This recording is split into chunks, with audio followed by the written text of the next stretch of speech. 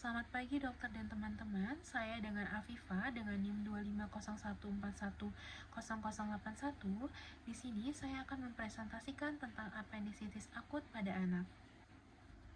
Apendisitis akut pada anak adalah peradangan akut pada appendix vermiformis yang terjadi karena akibat obstruksi lumen appendix sehingga memicu dari proses inflamasi, infeksi bakteri, dan bisa berkembang menjadi nekrosis atau perforasi apabila tidak segera ditangani.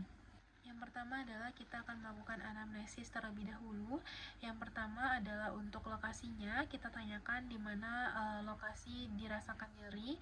Dan untuk apendisitis akut pada anak, biasanya dirasakan di daerah periumbilikal atau epigastrium yang terjadi karena stimulasi dari saraf visceral dari usus tengah karena adanya distensi. Selanjutnya kita tanyakan dari onsetnya. Biasanya pada apendisitis akut dirasakan nyerinya itu muncul secara bertahap dan kemudian semakin meningkat dalam beberapa jam seiring dengan progresivitas dari proses inflamasinya. Dari kuantitas dari keluhannya, biasanya untuk intensitas nyeri pada apendisitis ini bersifat progresif, sehingga pasien ini merasakan nyeri yang semakin berat seiring dari berjalannya waktu. Lalu selanjutnya ada kualitas dari keluhannya. Biasanya pada fase awal nyerinya itu biasanya bersifat tumpul atau kolik karena masih merupakan nyeri visceral karena distensi dari appendix. Selanjutnya dari faktor yang memperberat dari keluhannya, biasanya pada apendisitis akut ini dia memburuk pada saat pasien bergerak, berjalan, batuk, atau melakukan perubahan tubuh karena meningkatnya dari iritasi dari peritoneum. Lalu untuk itu kita tanyakan juga untuk faktor yang memperingan dari keluhannya. Biasa pada apendisitis akut ini tidak banyak berkurang seiring dengan perubahan posisi. Lalu selanjutnya untuk analisis sistem yang menyertai keluhan, kita tanyakan juga apakah ada keluhan lain yang disebutkan. Biasanya untuk apendisitis akut ini dia terjadi ada gejala gastrointestinal seperti anoreksia, mual, dan juga muntah. Yang pertama, untuk usia di bawah 2 tahun, gejalanya itu tidak spesifik, misalnya terjadi demam, nyeri tekan perut yang menyebar. Lalu untuk usia 2-5 tahun, biasanya terjadi demam, nyeri tekan di kuadran kanan bawah, dan ada refleks yang melindungi diri yang tidak disengaja. Lalu untuk usia di atas 5 tahun, nyeri tekan lokal di kuadran bawah, dan terjadi perlindungan dan juga adanya nyeri tekan lepas. Berikut merupakan pemeriksaan fisik yang dilakukan pada apendisitis akut pada anak. Yang pertama adanya pemeriksaan palpasi yang dilakukan dengan cara menekan di daerah McBurney. Untuk pemeriksaan hasil positif apabila adanya nyeri pada kuadran kanan bawah. Ini ada Rossfin sign. Jadi dia itu dilakukan dengan cara menekan dari perut kiri bawah dan dia dikatakan positif apabila terjadi nyeri perut kanan bawah karena hal ini terjadi karena adanya rangsangan dari peristaltik dan juga udara di usus sehingga menggerakkan dari peritoneum sekitar appendix yang meradang. Ada pemeriksaan selesai yaitu dilakukan dengan cara memberikan rangsangan pada muskulus psoas yang ada dua cara, aktif maupun pasif. Nah, untuk aktif sendiri dilakukan dengan posisi pasien yang terlentang, kemudian tukai kanannya dilurus lalu ditahan oleh pemeriksa dan pasien itu disuruh memfleksikan articulation koksa kanan. Nah, apabila positif ini dikatakan apabila terjadi nyeri perut kanan bawah. Selanjutnya ada cara pasif yaitu dilakukan dengan pada pasien pada posisi miring ke kiri, kemudian paha kanan dihiperekstensikan oleh pemeriksa. Nah, apabila positif, apabila terdapat nyeri perut kanan bawah juga. Selanjutnya ada pemeriksaan obturator yang dilakukan dengan meminta pasien tidur terlentang, lalu dilakukan fleksi dan endoretasi sendi panggul atau articulatio coxa. Nah, tanda positif apabila terasa nyeri di perut kanan bawah.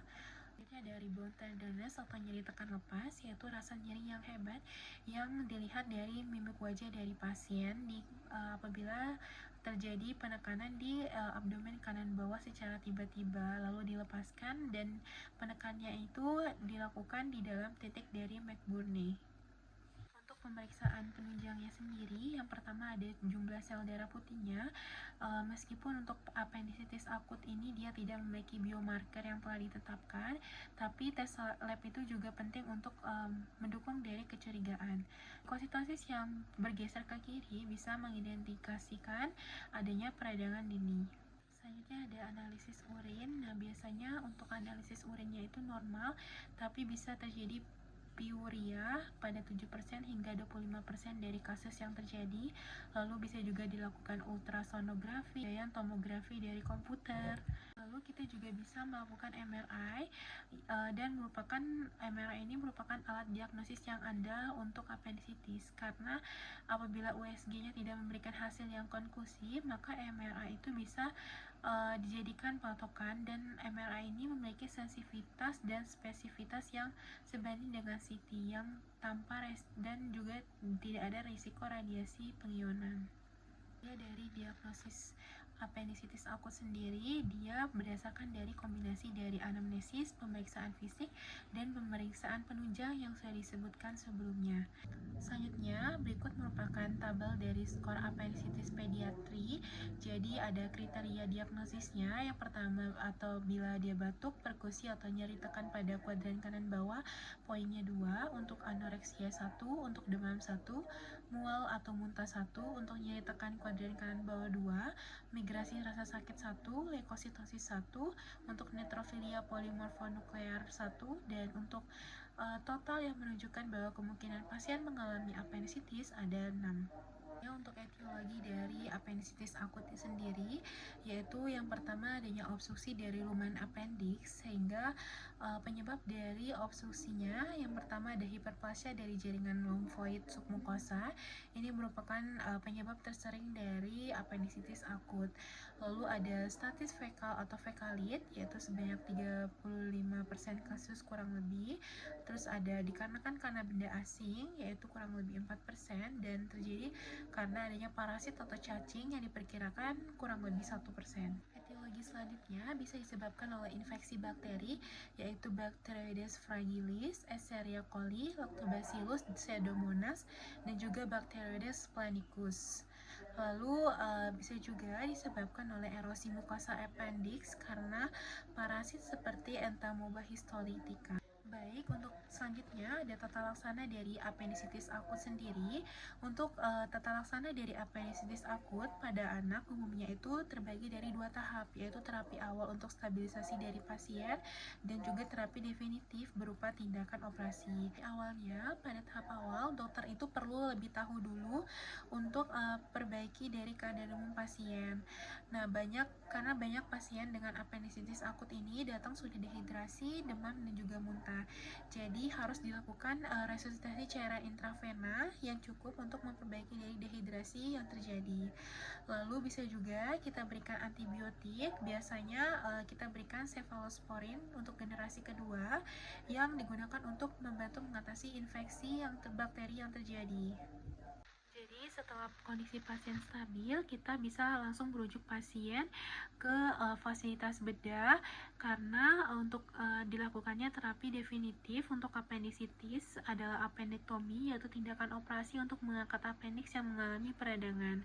Dan appendektomi ini dia menggunakan 2 metode, ada laparoskopi dan juga operasi terbuka atau laparotomi.